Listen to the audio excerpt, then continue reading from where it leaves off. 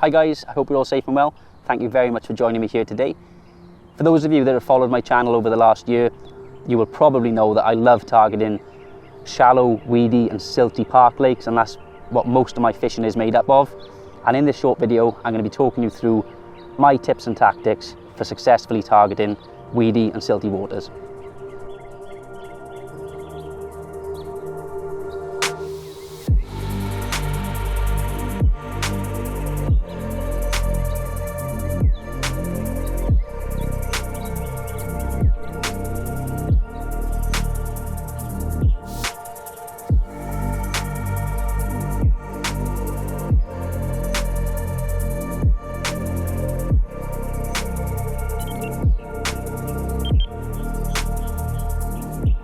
The absolute ideal scenario when targeting these styles of waters with lots of silt and lots of weed is to find a nice, hard, firm, clear area where you can present a decent amount of bait, know with total confidence that you can cast out with your rig, know it's going to be presented with no sort of objects that are going to be in the way on the bottom to hinder the possibility of that rig hooking any fish.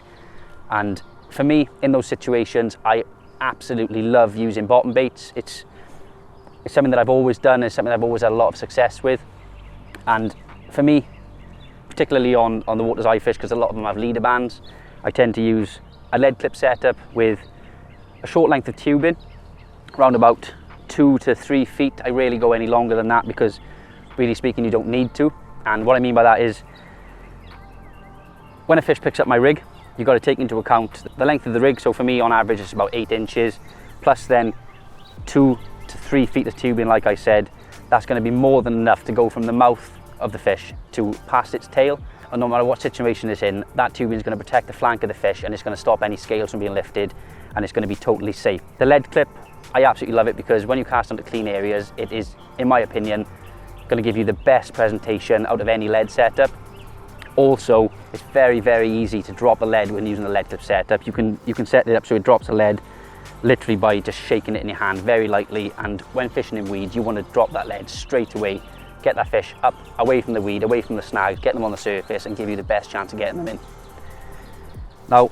my lead choices, again, when fishing in weed, I always use the biggest lead that I can get away with without spooking the fish that I'm fishing for. And for me, I use on average a 3 to 4 ounce lead. And the reason why I use that is with carp fishing, it's very different to other styles of fishing where you're not actually striking into the fish to set the hook. You know, these rigs can lay dormant for hours and hours on end, and you're relying on that fish picking that rig up and feeling the resistance of that lead to actually set the hook. So obviously, the more weight you have there, the more resistance and the better that hook hole is going to be. And in terms of my rig, it's one that I've gone over loads and loads of times, and it's probably not going to be much of a surprise to many of you, but I absolutely love using the slip D rig, and it's around about 8 to 10 inches depending on the bottom I'm fishing over. But for me, it's absolutely perfect. You know, it's different to what most people are doing. It's made of supple materials, not stiff materials like most people use. And it just gives me confidence that when the fish picks up that rig, it's going to really fly back really far in the mouth, much further than it will with a stiffer material. And in my eyes, that means I got more time with that hook in the fish's mouth, ready to catch hold and do its job and get that fish in the net for me. Although, as I said, finding those hard, firm, clear areas is the absolute ideal scenario, unfortunately, in the real world, it's very rare that you come across those situations, and most of the time when fishing in weed or silt, you're going to be fishing on a bottom that isn't perfect, and in those situations, there's only one approach for me, and that is to use a chod rig. And there's actually 2 different ways that I use my chods, but the first one that I'll go over is the one that I use probably 90% of the time, and that is a sliding chod. And what I mean by that is, it's pretty much self-explanatory, but when you're using the chod and you're casting out over weed, particularly when you're seeing or casting to showing fish, you haven't got time to sort of lead about, find a spot, find out how long the weed is. And in those situations, a chod that's sliding is going to give you a lot more play, so when you cast out, your lead's going to plummet into that weed, and then because the chod moves up and down freely on the leader, it's going to allow you to have that chod settle down on top of the weed that you're fishing over, no matter where it is, and you're always going to be presented, and that rig's going to be cocked and ready to catch hold of the fish when they come along. when you're fishing a sliding chod, one thing that I see a lot of people struggling with, or one thing that sort of confuses a lot of people, is knowing how high to set the top bead, which actually restricts how far up the main line or the leader you're fishing that the chod can actually slide before it comes to a stop. I will always go around half a metre to even up to a metre long if the situation calls for it, because at the end of the day, the whole idea of this is to have minimal amount of casts, get onto those fish as quickly as possible with the little amount of disturbance as you possibly can. And you know, even if it is, like I said, half a metre up like this is now, it's just going to ensure that when you cast out, that chod's going to settle on top of the weed. And you know, don't be put off by the fact that the chod's so far away from the lead, because in those situations, your main line coming back from the spot to your rod is going to be in the fronds of the weed, and that's going to add its own resistance as well. So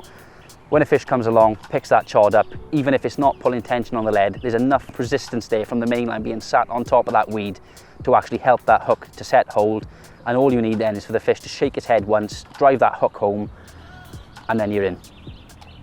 But again, when the situation calls for it, you can actually do something a little bit different, and you can fix your chod in a fixed position. But there are a couple of restrictions when doing this, and the main thing is you need to know how high the weed that you're fishing over actually is to ensure that you're going to be presented over the top of it. And the same thing applies for the silt as well. And in fact, using a fixed chod over silt is my preferred method every single time. So you might ask, how do you find out how long the weed is that you're fishing? And for me, again, it's really simple. All I do is take a pronged marker lead with a couple of steel rods basically sticking out the side of it, and I cast out into the area where I'm going to be fishing, and I'll try and retrieve some of the weed in that area. And it can take one cast, it can take 10, 15, 20 casts, it doesn't really matter. But what you're looking for is to bring back a length of weed which has a section of the roots, or very close to the roots, and the whole stem of the weed, so the full height of it. And it's very easy to see if you're at the bottom of the weed, because it tends to be a white or very, very pale colour, different to the main stem of the weed.